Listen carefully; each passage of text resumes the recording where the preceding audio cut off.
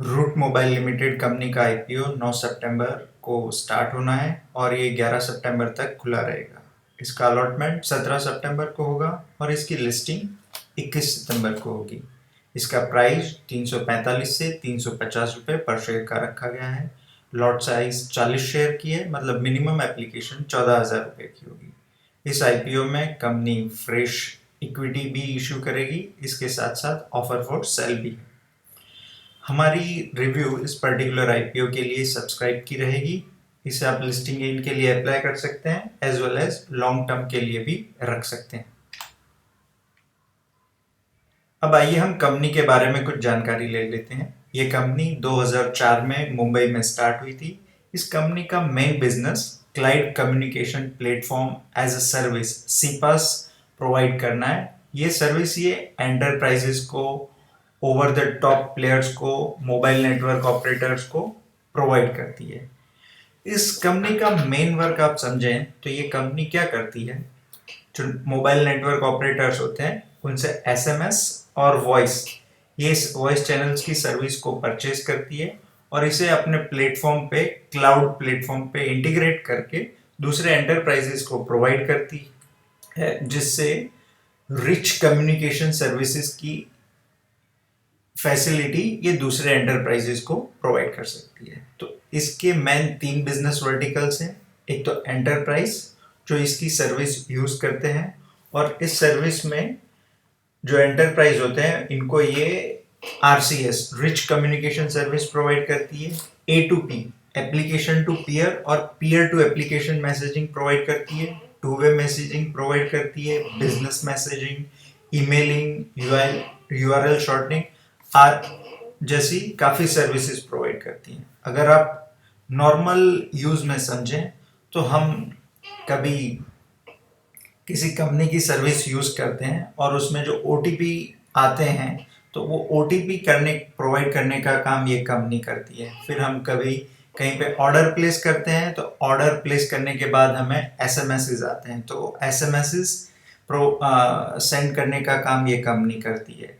इसके अलावा हमें वॉइस कॉल्स आते हैं जो डायरेक्ट वॉइस कॉल होते हैं, फिर आईवीआर काइंड ऑफ सिस्टम्स होते हैं। तो ये सारी सर्विसेज ये कंपनी प्रोवाइड करती है। फिर मोबाइल ऑपरेटर्स, तो मोबाइल ऑपरेटर्स के लिए ये एसएमएस एनालिटिक्स की सर्विस प्रोवाइड करती है, फायरवॉल प्रोवाइड करती है, फिल्टरिंग प्रोवाइड करती है और मैसेज हबिंग की सर्विस प्रोवाइड करती है। अब एसएमएस एनालिटिक्स में ये क्या करती है, तो जो ग्रे रूट ट्रैफिक होता है इसको एनालाइज करने का काम करती है और इससे जो कंपनी का मोनेटाइजेशन में लॉस होता है उस लॉस को बचाने का काम करती है। इसके बाद ये बिजनेस प्रोसेस आउटसोर्सिंग की बीपीओ की सर्विस प्रोवाइड करती है। इसमें ये client support, technical support, booking और कलेक्शन की सर्विस प्रोवाइड करती है। फिर इसके क्लाइंट्स, तो कौन कौन सी इंडस्ट्रीज को ये कंपनी कैटर करती है, तो सोशल मीडिया कंपनीज होती हैं उनको ये कैटर करती है, बैंक्स हैं, फाइनेंशियल इंस्टीट्यूशंस हैं, ई कॉमर्स कंपनीज हैं, ट्रैवलर्स हैं, ऐसी जो भी कंपनियां हैं जिनको फ्रंट एंड में कंज्यूमर को टैकल करना होता है, उनको अपडेट प्रोवाइड करनी होती है, नोटिफिकेशंस प्रोवाइड करनी होती है, तो इन सारी कंपनियों को ये रूट मोबाइल अपनी सर्विसेज प्रोवाइड करती है। तो इस तरह से ये B2B कंपनी है जो दूसरे बिजनेसेस को अपनी सर्विस प्रोवाइड करती है। कंपनी के जो कस्टमर्स हैं एज पर रेवेन्यू, तो FY18 में, मतलब 2018 फाइनेंशियल ईयर में, इसके टॉप 5 क्लाइंट्स 25% का रेवेन्यू जनरेट करते थे, जो FY20 में बढ़कर 40% का रेवेन्यू जनरेट करने लगे और करंट Q1 में ये रेवेन्यू बढ़कर 50% तक हो गई है। मीन्स इनका जो कॉन्सेंट्रेशन है वो टॉप क्लाइंट्स पर ज़्यादा हो गया है, जो किसी भी कंपनी के लिए अच्छी बात नहीं है, क्योंकि अगर इनके टॉप क्लाइंट्स में से कोई भी ड्रॉप हो जाता है या किसी भी रीजन से इनके पास से चला जाता है तो इनकी रेवेन्यू लॉस काफ़ी सिग्निफिकेंट होगी, जो बिजनेस के लिए कभी भी अच्छा नहीं माना जाता है। आइए अब हम कंपनी का फाइनेंशियल्स देखते हैं। ये कंपनी वैसे तो 2004 में ओपन हुई थी, लेकिन 2013 से हमारे पास फाइनेंशियल्स अवेलेबल हैं। तो 2013 में इनका सेल्स 57 करोड़ का था, जो 2020 में बढ़कर 968 करोड़ का हो गया है। और इनका जो प्रॉफिट था वो 2013 में 8 करोड़ का था, जो 2020 में बढ़कर 75 करोड़ का हो गया। जो दूसरी इंपॉर्टेंट थिंग है कि फाइनेंस कॉस्ट, जो इंटरेस्ट पे और फाइनेंस पे ये कॉस्ट करते हैं, तो इनका फाइनेंस कॉस्ट काफ़ी कम है और इन्होंने अपनी फाइनेंस को धीरे धीरे रिड्यूस किया है या ज़्यादा इंक्रीज नहीं किया है, तो जो इनका फाइनेंस बर्डन है वो काफ़ी कम है। अब इनके जो मार्जिन्स हैं, तो मार्जिन 7% से 70% के बीच में रेंज करते हैं, लेकिन ज़्यादातर टाइम ये 7 से 10% के बीच में रहते हैं।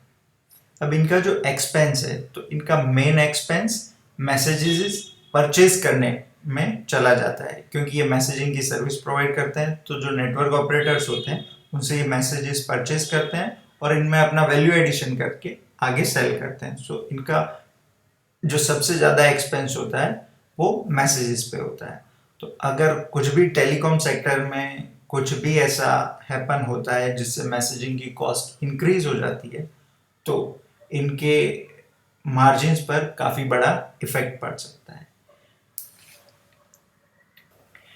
अब हम कंपनी के वैल्यूएशंस और ग्रोथ के बारे में देखते हैं। हमने 2013 से 2020 तक का फाइनेंशियल्स डेटा देखा, तो उसके ऊपर से जो लॉन्ग टर्म का ग्रोथ CAGR में सेल्स ग्रोथ 15% है और प्रॉफिट ग्रोथ 36% है, जबकि शॉर्ट टर्म 2018 से लेकर 2020 तक का सेल्स ग्रोथ 38% है और प्रॉफिट ग्रोथ 23% है। मीन्स इनका सेल्स ग्रोथ काफ़ी हाई है, लेकिन प्रॉफिट ग्रोथ इतना ज़्यादा नहीं है। मीन्स ये अपने मार्जिन को मेंटेन नहीं कर पा रहे हैं, इनके मार्जिन या तो कम हो रहे हैं या उस लेवल पे नहीं रह पा रहे हैं। अब हम FY20 के अर्निंग्स के हिसाब से इनके वैल्यूएशंस को चेक करते हैं। तो 2020 के हिसाब से इनका अर्निंग पर शेयर 13 रुपये 16 पैसे का आता है। ये हमने पोस्ट IPO जो इनकी इक्विटी है उसके ऊपर कैलकुलेट किया है। इनका पी रेशियो 26.60 का आता है।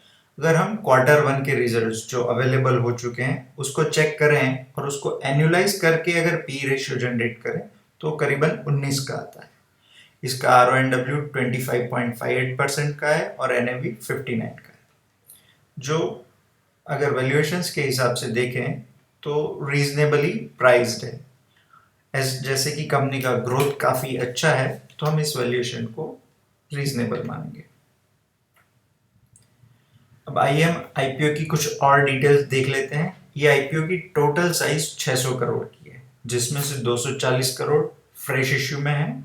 मतलब ये जो 240 करोड़ है वो कंपनी के पास जाएंगे और बाकी के 360 करोड़ है वो प्रमोटर अपनी इक्विटी सेल कर रहे हैं। मतलब ये जो पैसे हैं वो प्रमोटर के पास जाएंगे। तो दोनों प्रमोटर संदीप कुमार गुप्ता और राजदीप कुमार गुप्ता 180 करोड़ ईच इक्विटी अपनी सेल कर रहे हैं। अब ये जो इशू है इसमें QIB के लिए 50% अलॉटमेंट है, NII के लिए 15% और रिटेल इन्वेस्टर के लिए 35% का शेयर रखा गया है। जो प्रमोटर का होल्डिंग है इशू के पहले 96% था, जो इशू के बाद घटकर 66.33% रह जाएगा। मतलब प्रमोटर्स अभी भी काफ़ी डोमिनेटिंग स्टेक रखेंगे आफ्टर इशू। अब आइए हम देख लेते हैं ये जो पैसे कंपनी जनरेट करेगी IPO के थ्रू, इसका ये यूज़ क्या करेगी। तो जो एक ऑफर फॉर सेल है तो उसके जो भी पैसे आएंगे वो जो अपनी इक्विटी सेल कर रहे हैं उनके पास जाएंगे, उसका कंपनी से कोई लेना देना नहीं रहेगा। लेकिन जो फ्रेश इशू नई इक्विटी कंपनी जनरेट कर रही है उसमें से जो 240 करोड़ आएंगे तो उसका कंपनी कैसे यूटिलाइजेशन करेगी। तो उसमें से 36.5 करोड़ रुपीस कंपनी अपनी जो एग्जिस्टिंग लॉन्स है, बोरोइंग्स है, उनको प्रीपेमेंट करने में करेगी। फिर 47.5 करोड़ रुपीस का यूज वो एक्विजिशंस या स्ट्रेटेजिक इनिशिएटिव्स के लिए करेगी। मतलब बहुत बार कंपनी क्या होती है अपना इनऑर्गेनिक ग्रोथ करने के लिए दूसरी छोटी कंपनियों को परचेज कर लेती है, या किसी दूसरी कंट्रीज में कोई company same kind of field में वर्क कर रही होती है तो वहाँ का मार्केट शेयर जनरेट करने के लिए वैसी कंपनियों को कंपनी परचेज कर लेती है। तो 47.5 करोड़ उसके लिए यूज होने हैं। बाकी का जो 65 करोड़ है उसका यूज कंपनी मुंबई में अपनी प्रीमाइसेस खरीदने के लिए करेगी। करंटली कंपनी की जो मुंबई की प्रीमाइस है वो रेंटेड है और उस पर करीबन 6-7 करोड़ का ईयरली रेंट जाता है। तो जब कंपनी अपनी खुद की प्रीमाइसेस परचेज कर लेगी तो वो कॉस्ट कम हो जाएगी और इससे कंपनी के रेवेन्यू में, प्रॉफिट में काफ़ी इम्प्रूवमेंट देखने को मिलेगी। रूट मोबाइल लिमिटेड कंपनी का पास्ट ग्रोथ काफ़ी अच्छा है, फ्यूचर ग्रोथ भी अच्छा रहने की उम्मीद है। कंपनी के प्रमोटर्स की पहले कोई भी कंपनी स्टॉक मार्केट पर लिस्टेड नहीं है। कंपनी का वैल्यूएशन फेयरली प्राइस्ड है, ना ज़्यादा महंगा है ना बहुत ज़्यादा सस्ता कह सकते हैं। आईपीओ महज 600 करोड़ का है तो सब्सक्रिप्शन 50 टाइम से ज़्यादा रहने की उम्मीद है। लिस्टिंग के दिन कंपनी 20 से 30% का मुनाफा आराम से दे सकती है, तो शॉर्ट टर्म के लिए काफ़ी अच्छा ऑप्शन है। और अगर लंबी अवधि की बात करें तो कोई भी इसे अपने पोर्टफोलियो में शामिल कर सकता है, क्योंकि कंपनी आने वाले टाइम में अच्छा ग्रोथ देने की उम्मीद है, क्योंकि ये अपने बिजनेस सेगमेंट में लीडरशिप की पोजीशन है और दूसरी किसी भी कंपनी से इसको काफ़ी कंपटीशन मिलने की उम्मीद नहीं है। तो हमारा रेटिंग इस आईपीओ के ऊपर सब्सक्राइब का रहेगा। आप लंबी अवधि और शॉर्ट टर्म के लिए इसमें अप्लाई कर सकते हैं। हमने यहाँ पर जो भी आपको फाइनेंशियल इंफॉर्मेशन प्रोवाइड की है वो केवल और केवल स्टडी पर्पस के लिए है। अगर आपको इस आईपीओ में इन्वेस्ट करना है तो उसके लिए आप अपने फाइनेंशियल एडवाइजर से एक बार सलाह ज़रूर लें।